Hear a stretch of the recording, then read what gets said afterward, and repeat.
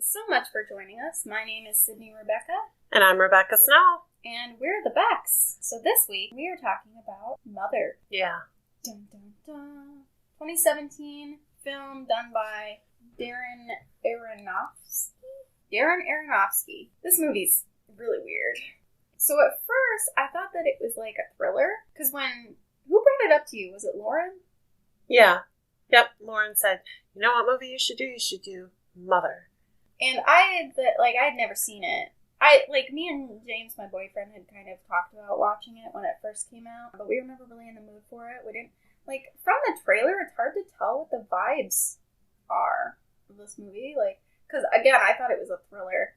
So when I Googled it, I was surprised to show that it said that it was a horror/mystery. And when I watched the movie, I was like, oh yeah, this is definitely horror territory for surezies. Yeah.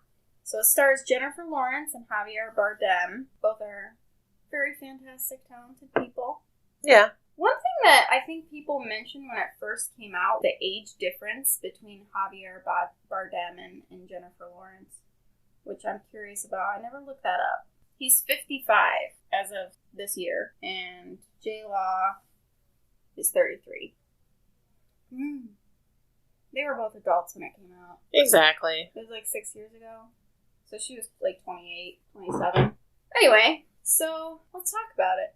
All right. It opens up with this very decrepit house, and it's almost like time is moving backwards, and it's getting repaired and renewed, and burnt things are becoming unburnt and polished and beautiful again. And it all is because Javier Bardem's character puts a crystal back onto a little pedestal. And then Jennifer Lawrence wakes up and calls for him because he's not in bed. Yep. Now, this movie made me so angry. Constantly. I was so mad. As someone who is very introverted and doesn't like people in her space unless they are explicitly invited and planned and talked about, this woman gets disrespected and ignored and neglected at every turn, and she's just supposed to fucking take it. So I would have lost my mind. The first one. So right away, her husband seems very aloof, and you're like, oh well, maybe he just woke up on the wrong side of the bed or something. It's revealed that he is a writer and that he's been in a slump. He has not been producing written word like he would like to. His publisher's on his back about it, but he just doesn't have it in him. He's not inspired. He doesn't have the muse the way that he wants to. And one thing I want to note right away is that no one in this movie is ever referred to by name. No, I was reading an article about that. I think it was Wikipedia, actually, where he is referred to as him, and then the visitors that show up all have, strange names. It I guess I never really paid much attention the first time I watched it, that there weren't any names, but absolutely none.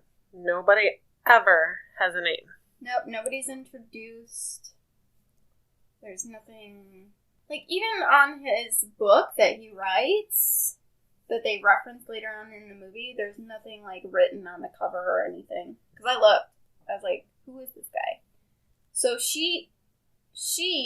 Jennifer Lawrence's character is the mother. Yeah. Or just Mother. Yeah. So from this point forward, we will refer to her as Mother, and he will be him.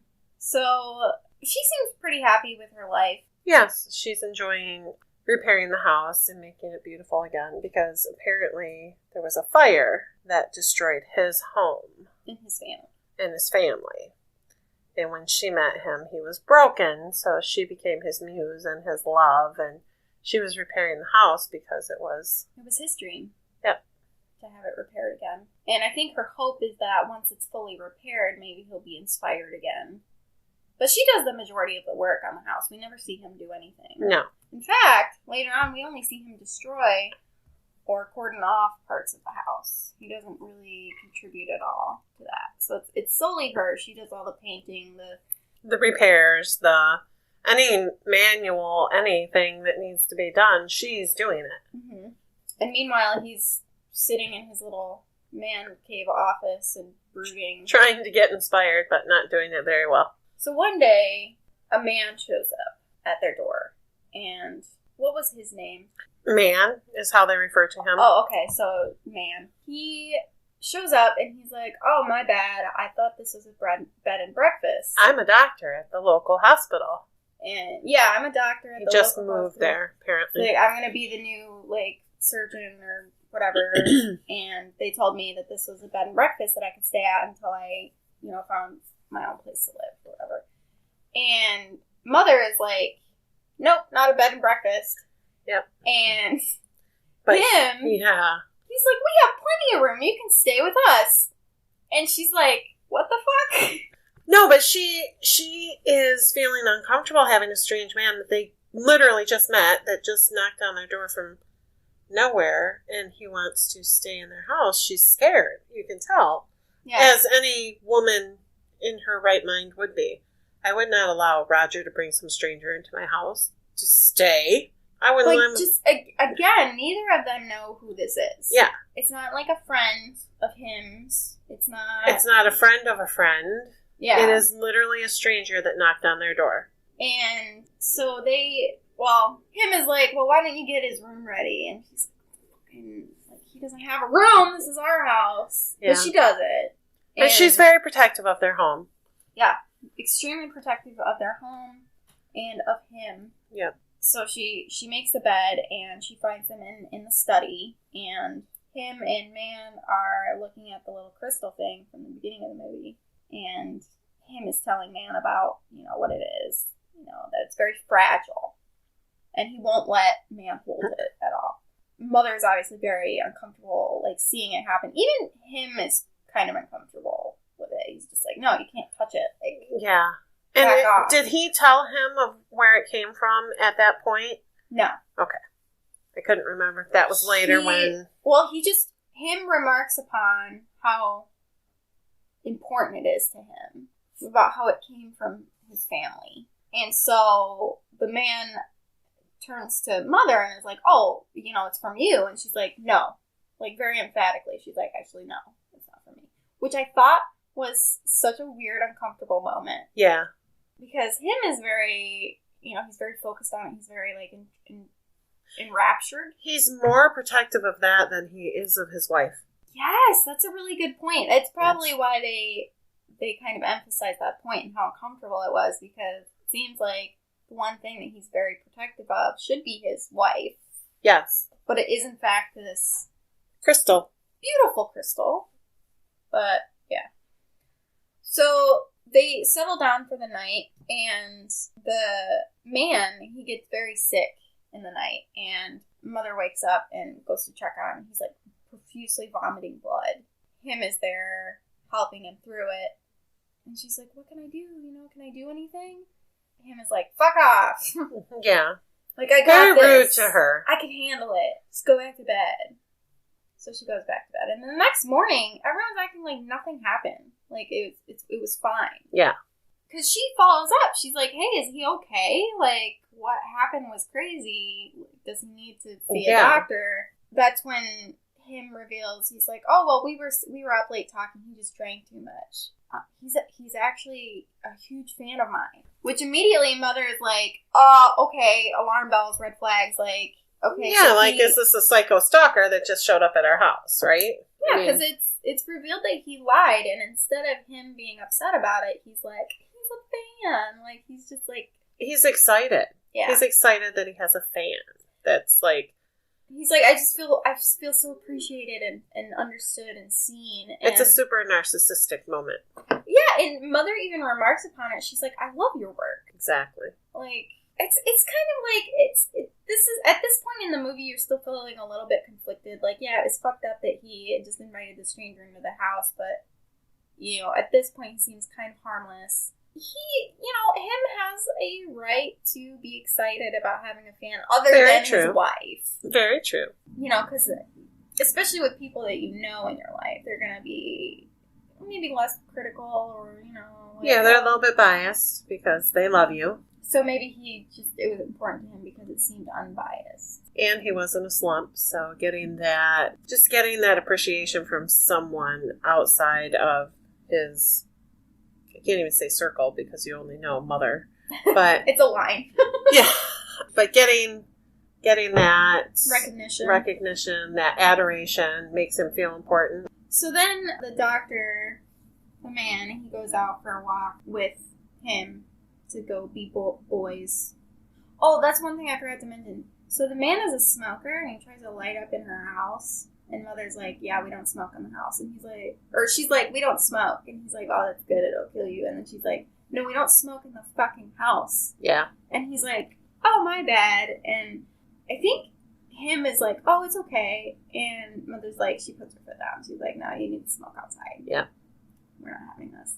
So that was kind of the first, like, not only did him invite man in against her wishes, but also he was, like, willing to let him smoke in the house. Just kind of little bits of disrespect. Yeah. You know, what she cared about and what she thought did not matter as soon as man came into the picture. Yeah. So they go be bros. They go for a walk around the property. And while they're gone, a woman shows up. Yeah. Yeah. And she reveals that she is man's wife. And that they're both going to be there. Yeah, and at this point, Mother's like, no, we're not doing this. Yeah, they can go find a hotel. There's other places they can stay. One stranger was too much, and now there's going to be two strangers. That's not how this is going to be. I would have lost my mind. Like I said, before the first one, I'm the same way you are. I don't like people invading my space unless I invite them. And if they're not invited, or even if I don't know that they've been invited, I get pretty worked up. I like my space. Yeah, and the woman, I think she's just referred to as woman. Yes. Like if she's man, she's woman. Yeah. She does not give a shit about any boundaries. Like, she trashes the kitchen. She drinks, like, heavily and constantly. And she asks very personal questions. She's very rude. Yeah. To Mother. She's asking, why are you fixing this house up for him? Why are you doing this? Kind of belittling her for her choices. Yeah. She's like, you should have kids. I don't even remember the reason she gave. It was asinine. It was. She just sucks. And one of the personal questions she asked about their sex life. She's like, oh, you're not knocked up because you're not having sex. Like, he's not going to have sex with you because of what you're wearing. And it was like, she just dresses pretty modestly in, like, a nightgown or very feminine, soft looks. Mother does. In contrast, woman is kind of a, like, promiscuous person, which there's nothing wrong with that. No. But it's definitely, it's like there as a foil for sure. And she, like, woman also is like, well, you can do our laundry, you can finish up our laundry, you can do this, you can do that. Like, just rude. Yeah, she just was very disrespectful. Like, they almost came into Mother's home and acted like it was theirs. Mm-hmm. They could do whatever they want, be in whatever room they want. Yeah, because woman actually, like, runs up to the study, and Mother's like, you can't go into the study. Like, that's the one place in the house that I need you to not go into. So, woman was like, oh, it's forbidden? I'm going to go in there. Oh, yeah, right away. Mm-hmm. And, you know, she tries to pick up the crystal object, and Mother's like, no, you need to get the fuck out. Like, she really put her foot down, and she's like, what's the big deal?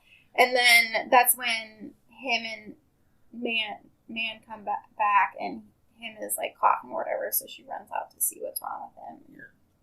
And another thing that's going on throughout the movie is, like, when Mother is doing repairs of the house, there's a very deep connection to the house with her.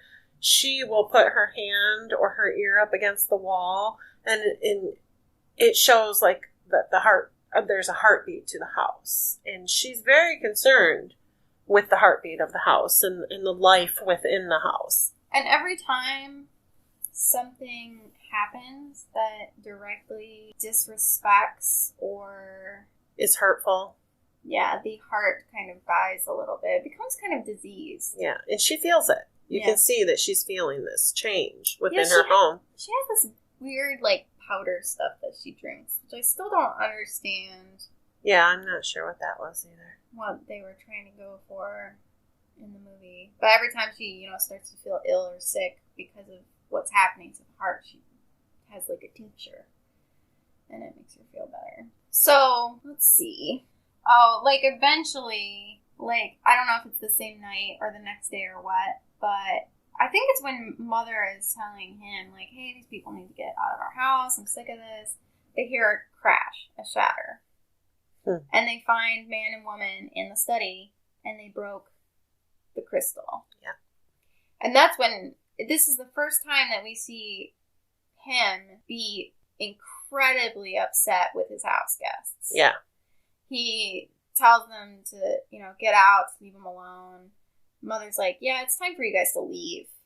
And they're like, oh, we didn't mean it. We're so sorry. It was just an accident. Yeah, what's the big deal? Like, we're sorry. We'll like, buy him a new one. Isn't that enough? Which, spoiler, it's not enough. So, Mother follows, she tries to see if, him will accept her comfort. He does not. So, Mother leaves to make sure that her guests are leaving. And instead of leaving, they are having sex in the bedroom in which they're staying in, which I'm going to throw hands. Yeah, me too. At that point, it's going to get physical and not in a sexy way. I'm aiming for sensitive bits and telling you to get the fuck out. I'm grabbing some bitch's hair and throwing her out the window by her hair. Out the window. Out the window. I'm not even taking her down the stairs. When do they reveal? When does he reveal? Was it after it was broken? Where the crystal came from? It's not until the very, very end. Really? Yeah. I thought it was sooner in the movie. Yeah. Well, unless I totally missed it. But I didn't make the connection until the very end. He did say, because he said to find the beauty in all of that destruction. He does, but I can't remember if he tells her or them. I don't think it's explicit. I think it is. So, we're going to skip ahead for a second because, no, he did not say that he got it out of his dead wife's heart. No. He said he found it in the house. Oh! When he went into the house and everything was burned. That was the only one thing left. Beautiful. Can you imagine this beauty? Okay, you're right. And all that destruction. I remember that now. Now you just gave a spoiler. Well, I couldn't help it. I was confused. No, they have to know that he found this in... So anyways, now you know. Episode's over. Thanks for listening. No, so, instead of leaving, they're just like, we're not gonna leave. It's fine. And what happens? Their sons show up.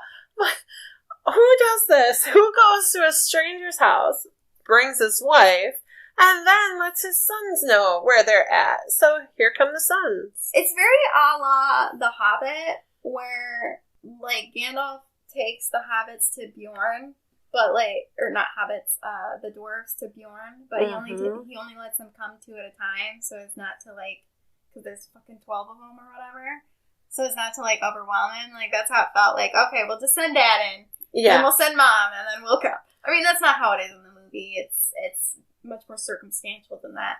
The sons actually show up to the house because the younger son, which they're just called oldest son and younger brother, it looks like. Yep. But just for simplicity's sake, I'm going to call them Cain and Abel.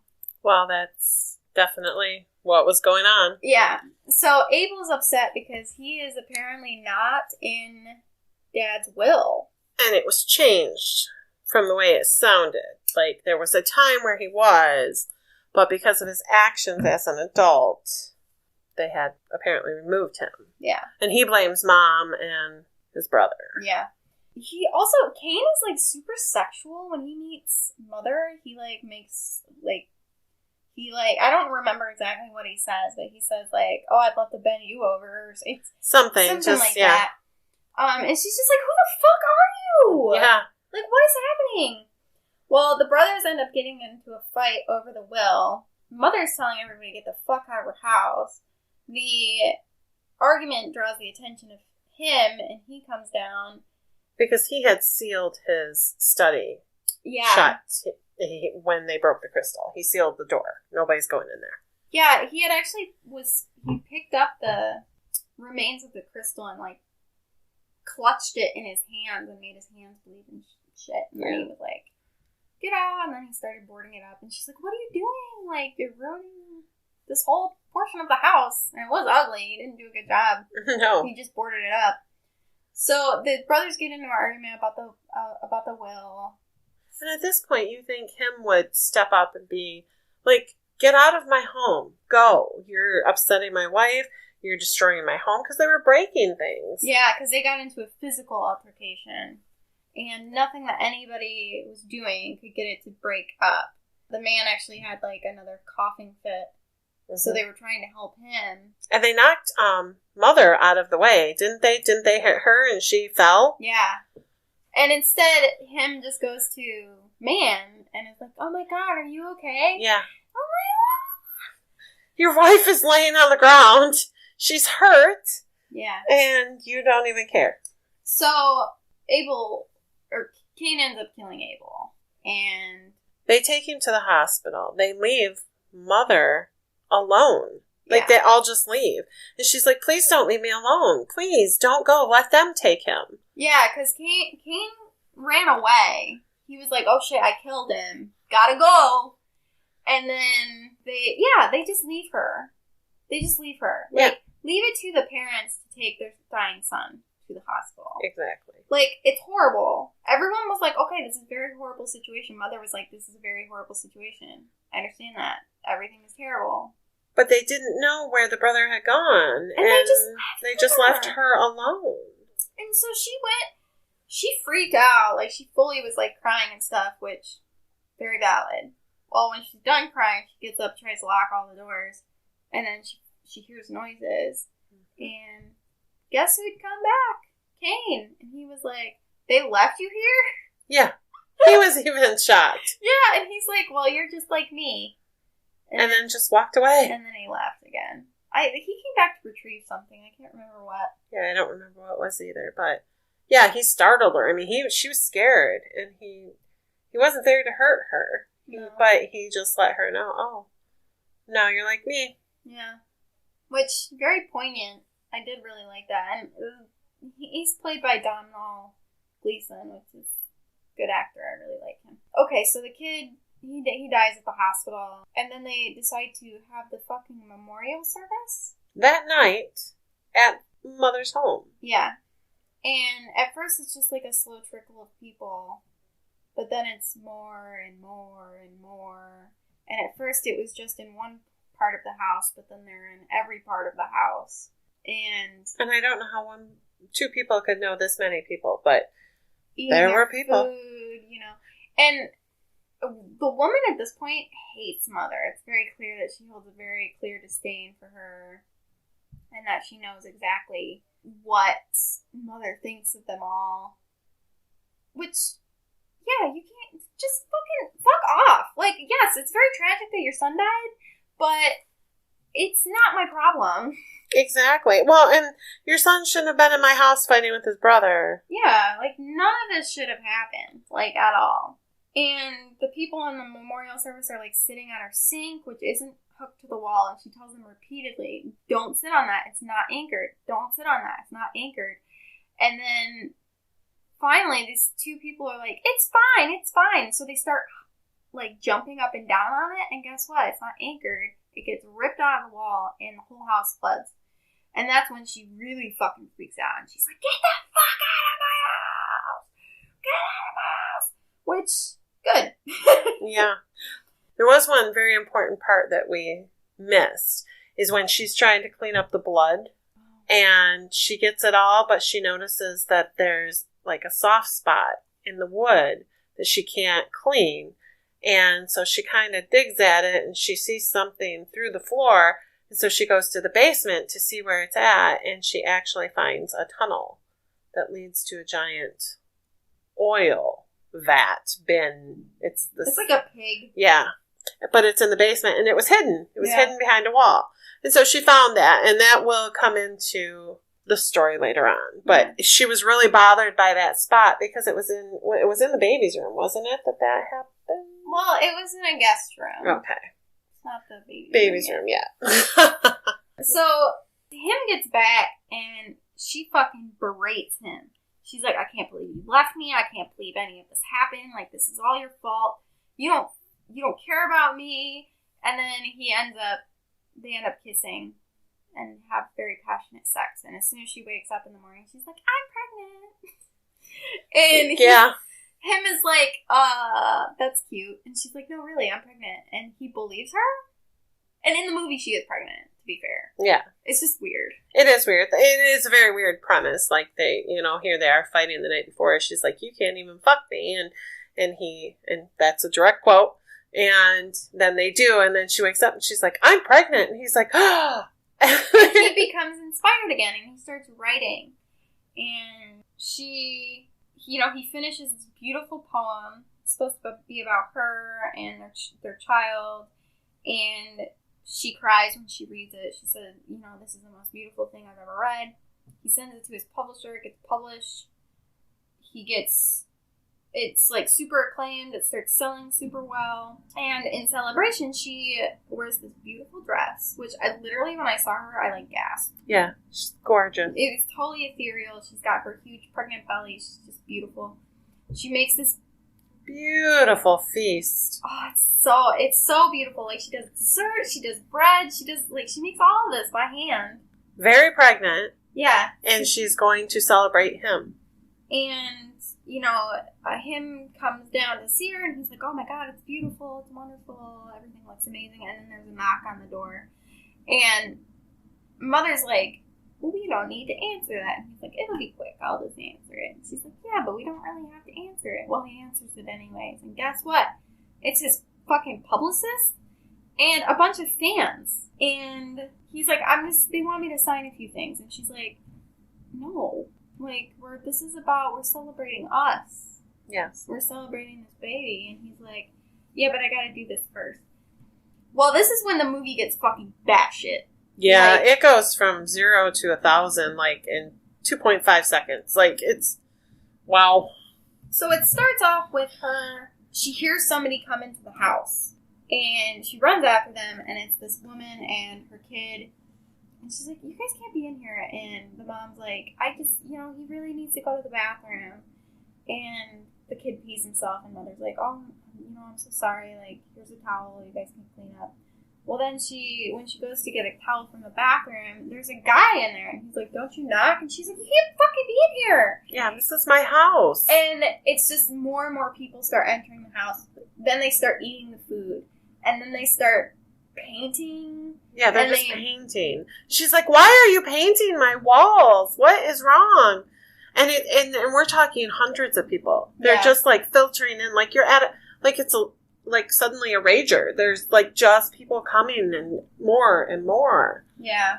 And him is totally oblivious to what's happening because of all the, people are celebrating him so hard.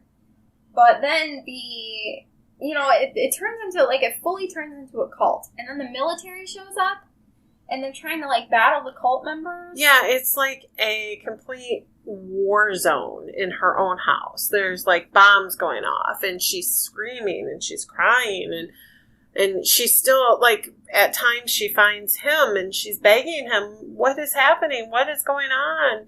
Help me. Get them out of here. And him is just like, I'm so famous. Everyone loves me. Mm-hmm. And his publicist starts, executing people. Yeah. And then she goes into labor, which, no surprise there. And she finds him again, and she's like, yeah, this baby's coming. And he reopens the study, so he tears down the boards and gets her in there so she can have the baby. Safely, away from all of these people. That, again, aren't leaving. They have infiltrated their home. They have been bombed, and there's still 1,000 people in their home. Yeah. They get inside the study. She has the baby. Everything outside subsides. Him checks outside, and there's a bunch of gifts, and he tells Mother that the people outside are waiting. And she's like, well, tell them to fucking leave. Yeah. And he's like, all right. But then he comes back and he's like, yeah, they don't want to leave. They want to see the baby. And he comes back with a basket of fruit and clean clothes. He's like, look what they did. Look what they're giving us. Look. She should be grateful. And she's exhausted. She just gave birth to a beautiful baby boy. She's like, why the fuck won't you tell them to leave? And he's like, well, because I don't want them to leave. Excuse me? Yeah. Again, we're back to the narcissistic man that is completely unaware of what is important in life. All he can see is how important he is. These people are worshiping him like a god. It has become this cult that is nothing but him. Him. Yeah, and of course, since the baby is Him's baby, they want to see the baby. Want to see and the baby. She refuses to hand the baby over to him. She's like, no, you'll never touch me or my son ever again. And he's like, but that's my baby. And she, as a mother... She's like, no, it's my baby. Yes. She told him in no uncertain terms, no. And he did back off, but then he just sits there and watches her. And waits. And she falls asleep. Like a vulture. Yeah. She falls asleep, and when she wakes up, him and her son are gone. So she runs out, and this is where this made me sick, this part of the movie. She wades into the throng of people. Trying to get to her baby, because they're passing the baby like he's crowd surfing. Yeah. They literally are passing the baby, because him gave the baby to them. Yeah.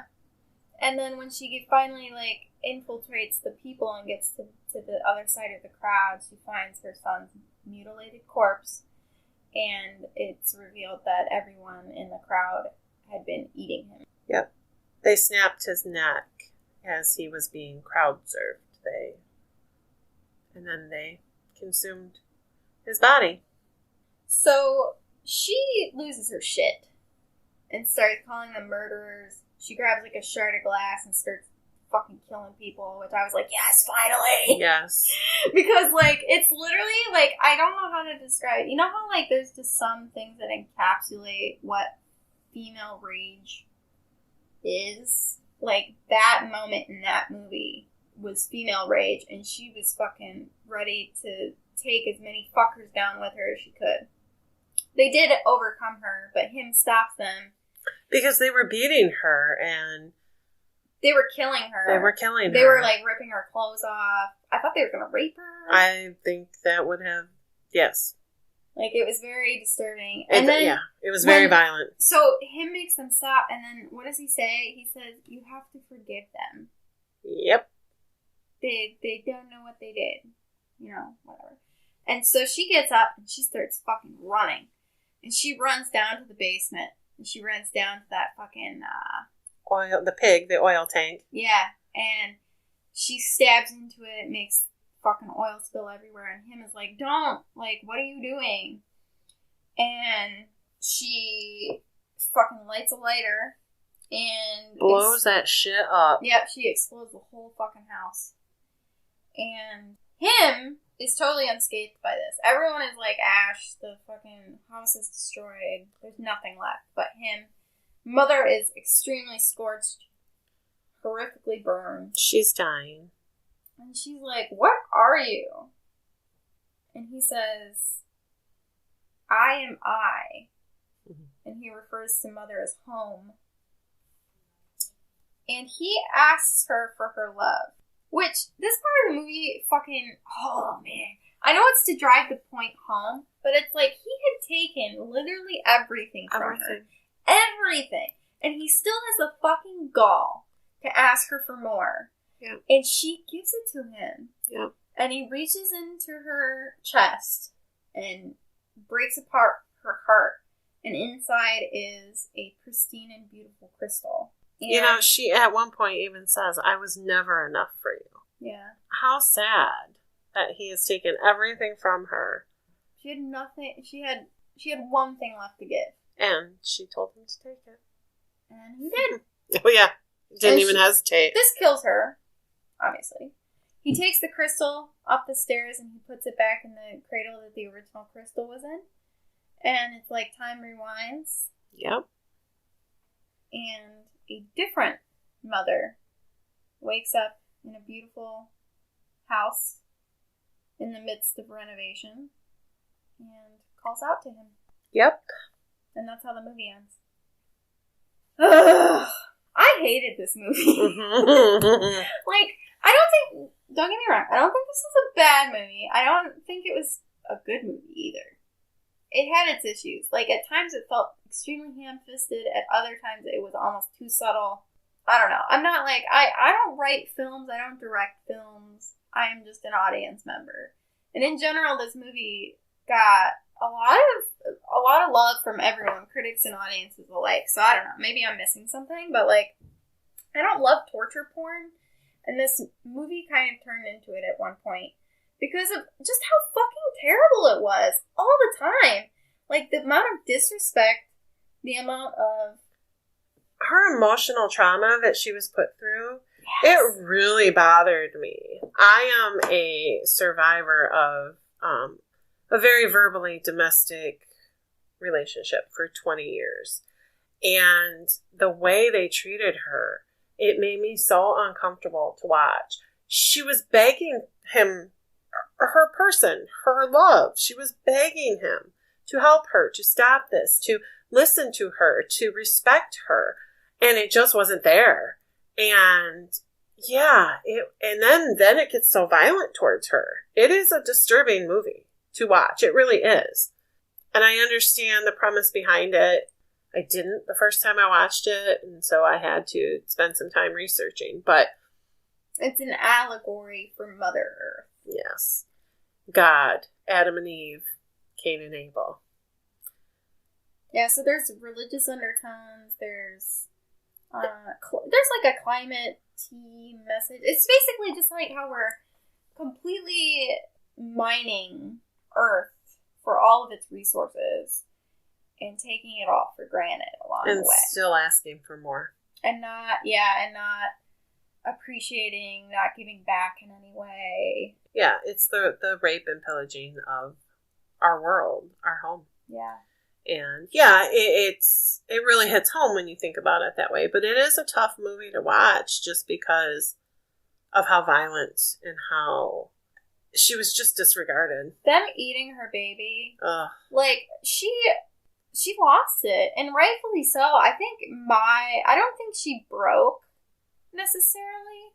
I think, like, my mind would have snapped. Like, if I had gone through everything that she had gone through, and then to have this perfect, pure thing. And then they just destroyed it. In horrific, like, the most horrific way. Like, it's one thing to just murder a child, but then they had to eat and mutilate his corpse. Yeah, it was bad enough she had to watch her baby's neck break. Yeah. And then to know that when she got to him, he was going to be dead. But then to find him mutilated and being cannibalized. Yeah. It just... Yeah, there's a lot of just vicious, nasty things in this movie. Yeah.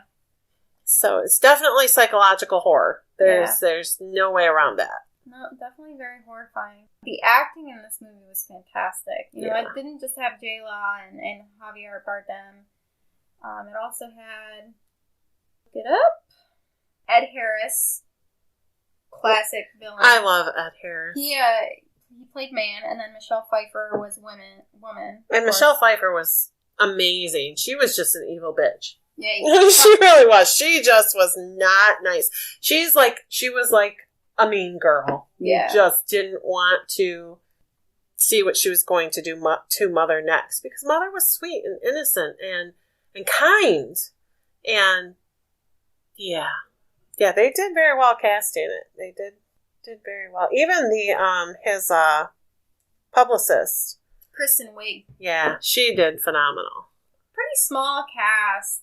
Yeah, you're only dealing with a very few people because it was literally filmed in the house. Yeah. Other than the thousands of people that infiltrated the house, you didn't, Yeah. But the actual people you dealt with throughout the movie were just the handful. Just like and it's impressive how much resentment this movie is able to make you feel towards him. Because you fucking hate that piece of shit.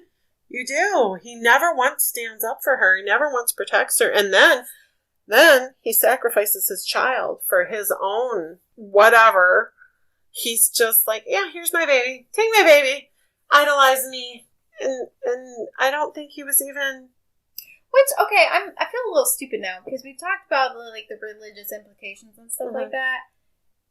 And if him is kind of a god figure, then the baby was obviously Jesus. Yes. Which, the consuming of the flesh. I didn't make that connection. No. And you need to forgive them. Because, everybody was supposed to forgive everyone for crucifying Christ. Because Christ did. So, we were supposed to do that. God, we're not here to talk about religion. No. However, it is very interesting. Yeah. To see it portrayed like that. I think it'll ruffle a lot of feathers. Now that we've pointed it out, if you watch it, I mean, it's very kind of overt. Yeah. And,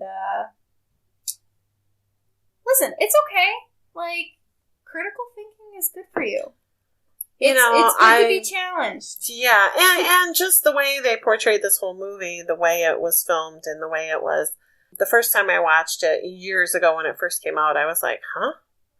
And then Keegan and I did some research on it, and we were like, oh. So then when I watched it the second time, when we decided to do this podcast on it, I was like, oh. And you remembered that you never wanted to watch it again? And I remembered that I never wanted to watch it again. Just because I forgot how violent it got towards her at the end, and how just devastating. And as a mother, I can tell you what, I'd have blown every one of them up myself. Well, it's I'm not even a mother, but every time, it was just one transgression after another, and it's dude, I would have gotten violent way earlier than me she too. did. They'd have never had a chance to kill my child. I probably would have never got pregnant because I'd have probably killed him before that. So, well, it wouldn't have worked. No. He survived the fucking explosion. Obviously, because he's, God, or whatever. He's him. I am I. I am I. And jerks himself off the whole movie. Anyway, that was Mother. Let us know if you've watched it, what your thoughts were. If we missed any points that you wish we had talked about, because we'd love some more feedback. Yes. Not mean feedback, nice feedback. Yeah, we don't want mean feedback. We'll have to block you, sorry. No. But yeah, so we're excited to be back and uploading, and the quality might not be as good as we want yet, but again, like I've said in the past, we're getting there. We're hoping this summer to make our recording she-shed, so that should help us a lot, and one step at a time. Yeah, it's growing pains. You know? That is what it is. But we appreciate every listen we get, every interaction we get on Facebook. We're on Amazon Music now. Yay! Like, share, let everyone know. Harass your coworkers and your friends. Even if they don't like horror movies, if there's something obscure that they'd like us to talk about, tell them to let us know. You don't have to watch the movies. You can just hear about them. Yeah.